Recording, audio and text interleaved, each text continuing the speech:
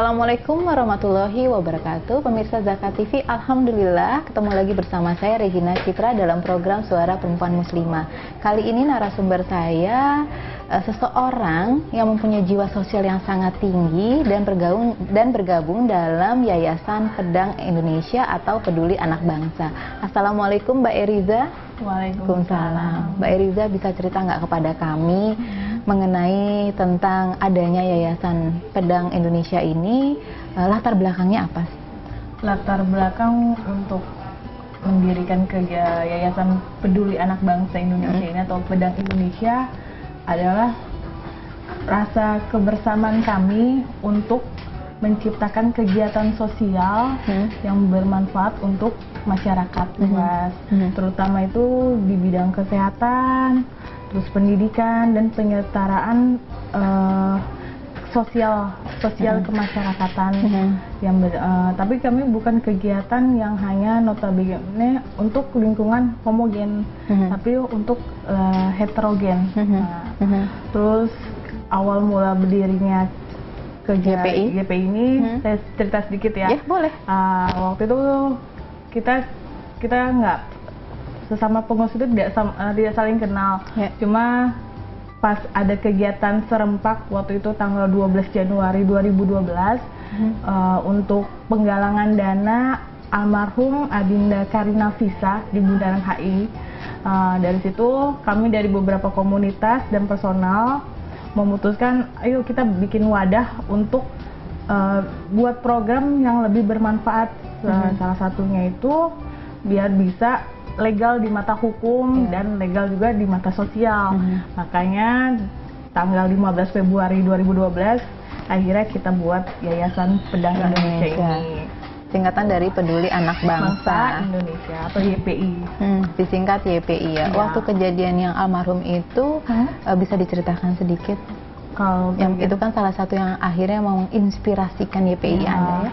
Ya, dari situ kita ngerasa dari personal-personal kecil ini bagaimana caranya kasus seperti Karin itu langsung kena kanker hati. Kena hati ya? Kanker hati. Usia berapa waktu itu Mbak? Usia 9 tahun. 9 tahun.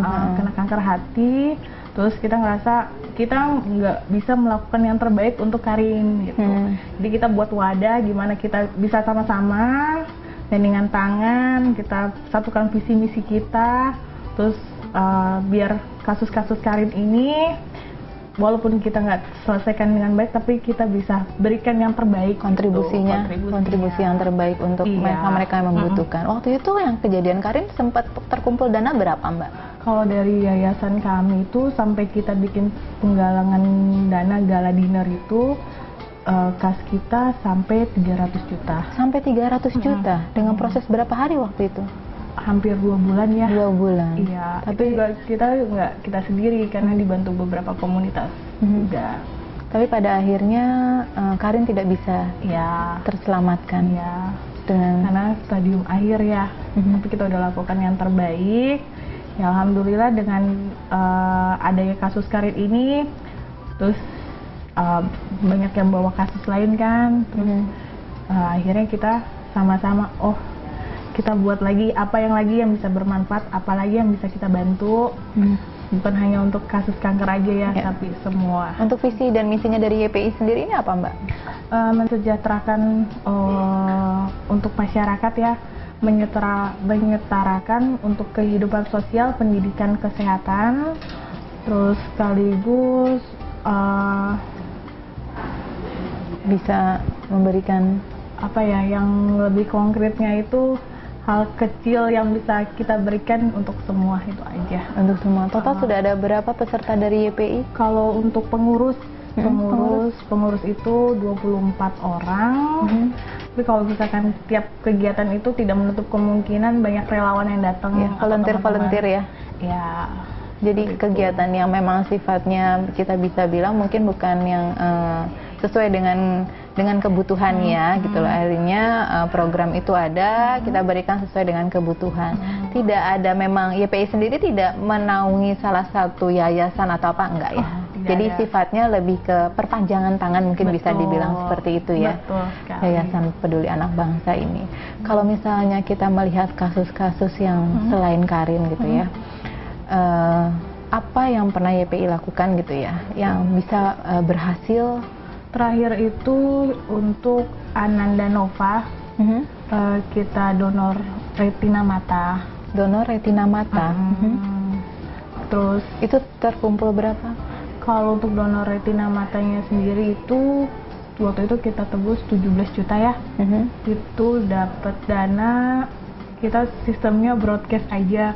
Selama ini kita belum ada yang maintenance untuk yayasan itu sponsor atau donatur tetap, belum ada. Jadi selama ini broadcast, masing-masing broadcast terus, dan ada kas pribadi dari tiap anggota untuk menyumbang.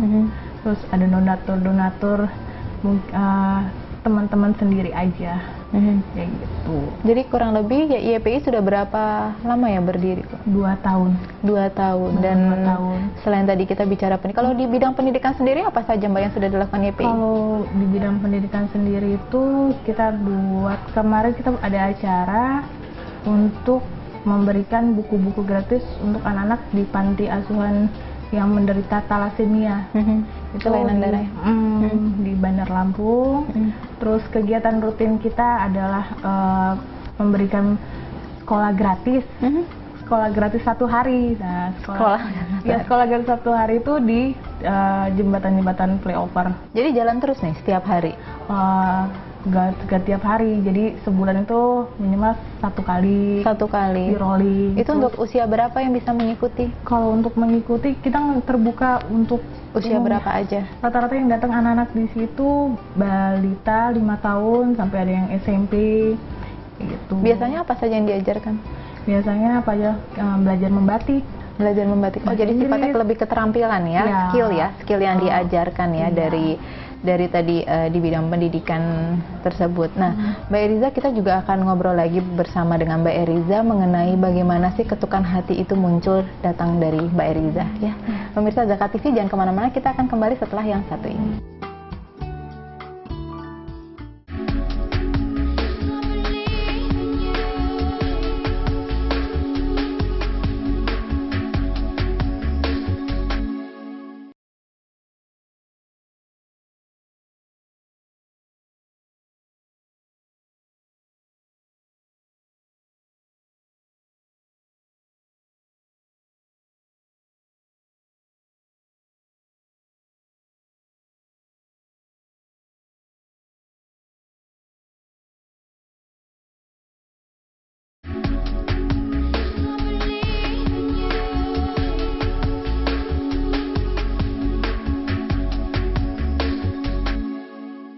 Pemirsa Zakat TV, kembali lagi bersama saya Regina Citra dan juga Mbak Eriza. Mbak Eriza, saya mau menanyakan tadi ya, apa sih membuat hatinya Mbak Eriza terpanggil untuk bergabung ke dalam YPI? Yang membuat saya terpanggil adalah saya merasa belum bermanfaat untuk diri sendiri, bahkan lingkungan kecil saya, keluarga. Jadi saya ingin melakukan hal besar yang dimulai di atas dari lingkungan keluarga, itu aja. Terus saya kerasa juga kita hidup bermasyarakat kan harus saling bantu. Dan saya ingin, tadi Mbak Citra bilang, jadi perpanjang tangan Tuhan. Walaupun saya tidak bisa mampu memberikan finansial untuk mereka, tapi usaha atau program yang saya kerjakan atau kami kerjakan bisa bermanfaat untuk orang lain. Minimal menyenangkan ataupun membahagiakan atau orang-orang itu merasa diperhatikan. Saat ini kan masyarakat ini kan butuh perhatian, perhatian itu yang kita ingin berikan. Itu. Bagaimana perasaan Mbak Eriza melihat mereka-mereka yang selama ini Mbak Eriza bantu? Sedih?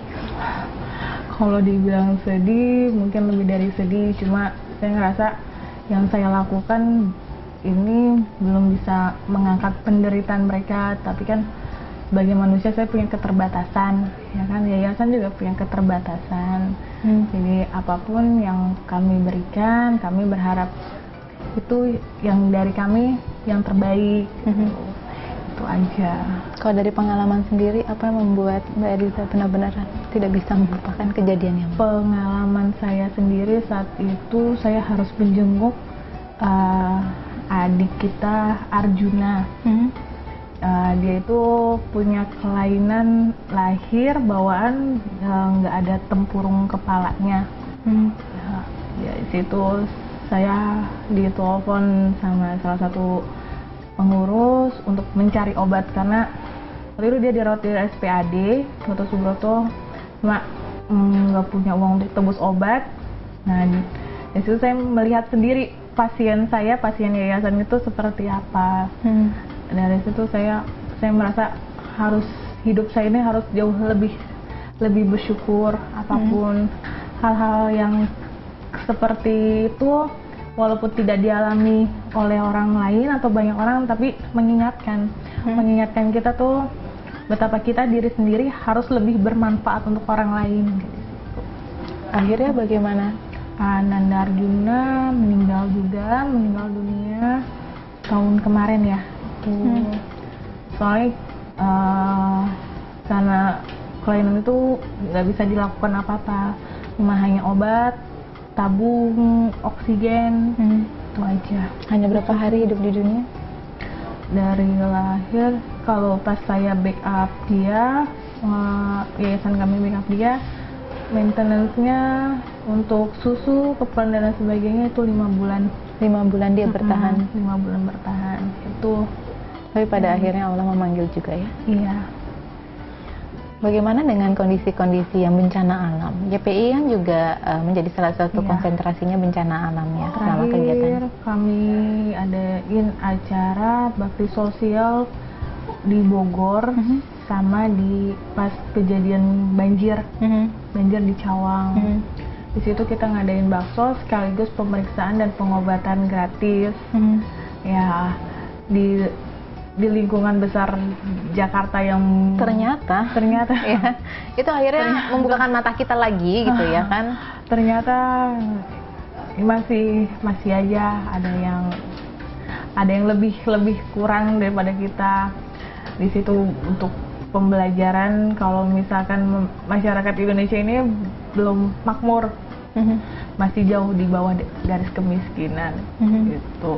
Jadi artinya banyak pembelajaran hidup ya ketika Mbak Riza memutuskan untuk menjadi relawan dalam YPI gitu ya. Banyak kita melihat kasus yang benar-benar secara ekonomi tidak mampu, secara biaya kesehatan ya kan, lalu mengenai tempat tinggal, masalah kemarin kebanjiran gitu, atau bencana-bencana alam yang lainnya juga. Kalau untuk pendidikan gitu, pendidikan yang dilakukan supportnya apa sih dari YPI selain tadi sekolah yang 1 hari gitu? Supportnya kita mau bikin program untuk orang tua asuh. Orang tua asuh ada beberapa data yang sudah masuk ke kita, cuma kita masih memikirkan untuk pendanaannya. Kalau kita sudah kuat pendanaan, baru nanti kita buatkan program untuk masukin mereka di pesantren. Nah, tapi kalau program yang sudah berjalan untuk pendidikan, biasanya kita datang untuk penyuluhan hal kecil, menyikat gigi di pesantren-pesantren yatim piatu. Terakhir itu di Cibinong ada pesantren khusus anak-anak yatim piatu dari Papua.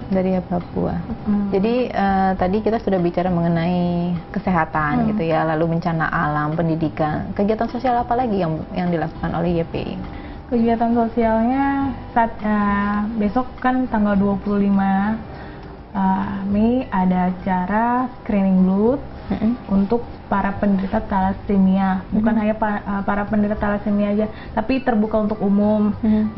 Tujuan kegiatan itu untuk memeriksa darah kita ini jangan-jangan ada kelainan atau enggak. Nah, jadi deteksi dini ya, deteksi dini gitu ya.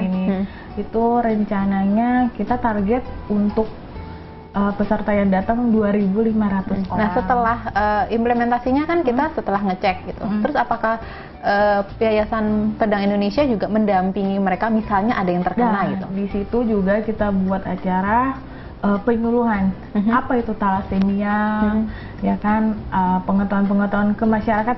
Thalassemia kan mungkin. Tapi kalau secara medisnya didampingi nggak? Didampingi sampai dia selesai, atau misalnya ternyata dia didampingi, nanti kita arahkan ada lembaga wadah untuk talasemia itu nanti seperti apa dan sebagainya. Tanggal 7 Juni juga ada acara di Panti Jompo. Nah, menarik nih. Ternyata YPI tidak hanya melihat dari anak-anak gitu ya, ataupun juga orang yang menderita sakit, tapi juga ada kepedulian untuk orang-orang yang sudah lansia gitu ya, Panti Jompo. Kita akan kembali ya setelah ini menceritakan bagaimana kondisi Panti Jompo yang mungkin sudah berapa kali kerjasama dengan YPI. Ya. Pemirsa Zakat TV jangan kemana-mana, kita akan kembali setelah yang satu ini.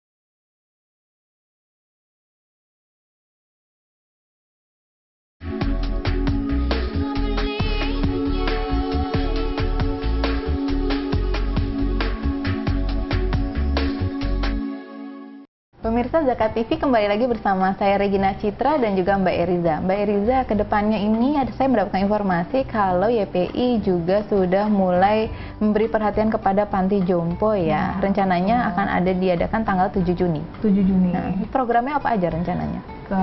Kita mau beli penghiburan untuk mereka sekaligus pemeriksaan kesehatan. Ada juga pembagian untuk paket ya untuk mereka. Hiburannya apa Mbak rencananya? Kebetulan kita gabung dengan Starina, Solidaritas Artis Indonesia.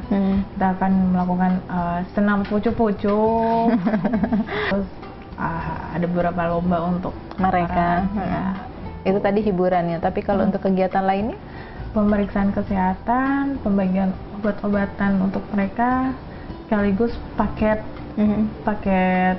sembako untuk panti, paket personal juga untuk warga panti. Rencananya di mana? Di Panti Jompo Trisnawerda 3 di Cimanggis, Jakarta Timur. Acara start jam 2 siang sampai dengan selesai. Nah, kalau Mbak Eriza sendiri gitu ya, melihat kondisi mereka, artinya kan sudah melakukan survei ya sebelumnya. Bagaimana sih Mbak? Saya kan nanya-nanya sama pengurus panti, ternyata mereka itu warga panti itu adalah warga masyarakat lansia yang ada di jalan, yang di jalan.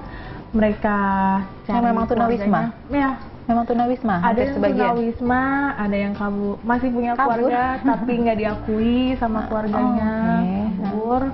Terus ada yang juga punya keluarga tapi dia nggak betah. Terus ada juga yang perantauan, mereka yang suka meminta-minta di jalan, itu bekas razia Satpol PP. Di situ yang saya mirisnya kemarin, ternyata mereka ada 2 kelompok. Jadi yang benar-benar lansia yang masih mandiri, ada lansia yang benar-benar harus dibantu, bahkan untuk pipis makan pun harus didampingi terus. Karena keterbatasan ruangan bahkan tempat tidur, mereka tinggal dan tidur di bawah tangga. Oh ya? Iya. Miris ya? Miris. Jadi saya ingat lagi kan, mereka kan udah lansia itu nggak ada daya dan upaya.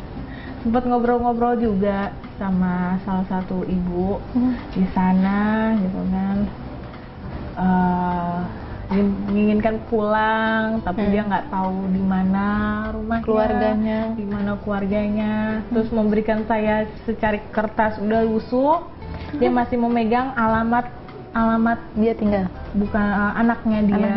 Jadi dia datang dari Brebes untuk mencari anaknya. Ternyata saya terisik, akhirnya nggak menemukan alamat itu, dia jadi minta-minta. Terus terkena razia, dibawa. Dan sekarang kondisinya kakinya kanan dan kiri itu lumpuh, nggak bisa bergerak, jadi dia di tempat tidur aja. Jadi pas saya tanya, nenek butuh apa gitu kan, cuma mau pulang. itu mau pulang, nggak betah di panti. Wajar. Tapi kalau boleh saya tahu gitu ya, di dalam panti sendiri juga ada pembinaan-pembinaan ya? Ada kegiatan banyak pembinaan dari panti untuk mengisi waktu para lansia. Lansia yang masih bisa mandiri itu di belakang itu ada kebun sayur, ada peternakan kambing, peternakan ayam, sengaja untuk mengisi waktu luang mereka. Dan rata-rata mereka tiap hari Senin, Rabu, dan Jumat itu dari jam 10 sampai jam 1 itu ada pengajian bersama. Alhamdulillahnya program pemerintah untuk kegiatan panti terlaksana dengan baik, cuma ya tetap aja pemerintah juga punya maksimal supportnya. Support artinya kebutuhan sehari-hari yang justru yang memang kita harus support ya, apalagi mengingat usianya mereka yang sudah lanjut usia dan juga pasti memiliki kebutuhan yang jauh lebih banyak gitu dibandingkan kita gitu ya. Nah kalau untuk yang lansia mandiri sendiri gitu, itu yang umur berapa sih Mbak? 69 sampai 72. Itu mandiri. Artinya apa yang kegiatan dia lakukan? 69 ke 72. Rata-rata pagi itu senam, terus siang ada yang bobo siang, ada yang ikut berkebun dan lain sebagainya. Rata-rata mereka di kamar punya radio sendiri. Itu yang mandiri. Nah, mandiri. Usia di atas 72 tahun itu dianggap yang bukan apa namanya, grup yang satu lagi gitu ya? Grup yang satu lagi. Itu sudah di usia di atas 72 tahun yang paling ke atas. tua itu 89 tahun. 89. Itu rata-rata di tempat tidur. Keterbatasan geraknya di tempat tidur. Tapi ada juga yang masih bisa berjalan terbata-bata di tembok atau di pegangan. Tapi yang di atas itu hanya di tempat tidur. Tapi mungkin ada yang lebih miris lagi adalah ketika kita mendengar anak yang mengirim orang tuanya ke sana. Itu ada? Kalau di sana tidak diterima sebenarnya. Cuma info yang di masyarakat aja. Katanya ada anak boleh mengirimkan di sana. Itu tidak benar. Tidak ya? Tidak.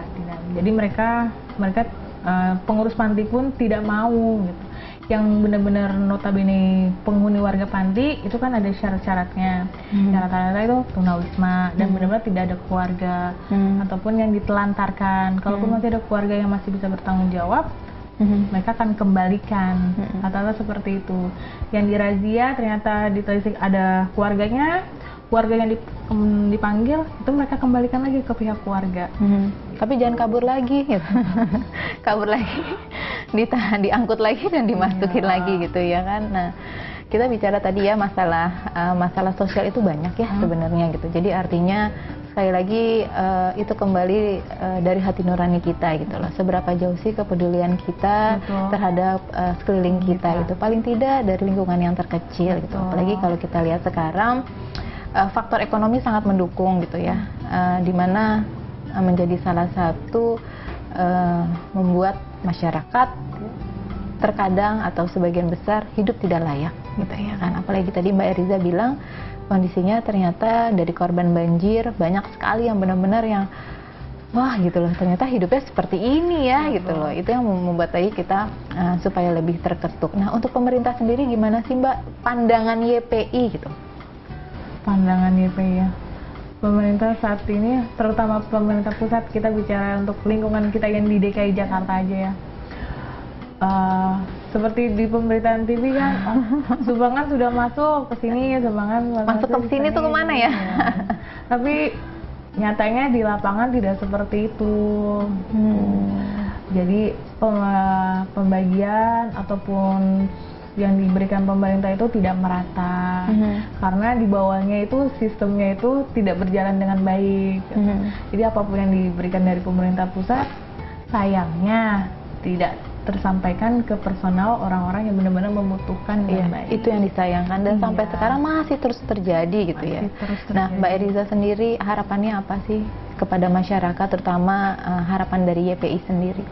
Harapan dari YPI sendiri untuk pemerintah dan juga mungkin untuk masyarakat ya? Untuk masyarakat juga, tingkatkanlah kepedulian kita untuk sesama. Hal-hal kecil itu dimulai dari diri sendiri. Seperti uang 500 kan kadang nggak bermanfaat untuk kita, tapi kalau misalkan kita salurkan dengan baik untuk orang yang benar-benar membutuhkan, itu kan lebih baik. Terus untuk masyarakat juga, sekarang kan berasa banget kerasa banget individualistisnya ya. Ya, kadang kita nggak ngerasa kita udah mampu, ternyata tetangga sebelah atau tetangga terdekat kita itu mulailah untuk rajin bertegur sapa ya. Dan bertegur sapa itu kan kita dapat informasi ya kan gimana keadaan tetangga kita sendiri, sekeliling kita. Seperti itu aja. Mbak Riza, rasanya waktunya sudah habis. Sebenarnya masih banyak yang saya ingin tanyakan mengenai YPI. Mudah-mudahan YPI sukses dengan segala satu bentuk kegiatannya dan terus diberikan kelancaran. Karena bagaimanapun juga apa yang kita lakukan semata-mata memang bermanfaat untuk orang banyak. Pemirsa Zakat TV, demikianlah perbincangan saya dengan Mbak Eriza. Kepekaan yang muncul itu memang harus datang dari hati nurani diri kita sendiri. Karena tidak akan pernah ada sesuatu hal yang paling kecil pun sampai yang besar ketika itu memang tidak muncul dari hati kita sendiri, dikarenakan masih banyak sekali orang-orang di sekeliling kita yang benar-benar membutuhkan uluran tangan kita, membutuhkan kasih sayang kita, bahkan tenaga dan waktu kita, tidak hanya materi. Demikianlah pemirsa Zakat TV, minggu depan kita akan kembali dengan narasumber dan juga tema yang berbeda. Wassalamualaikum warahmatullahi wabarakatuh.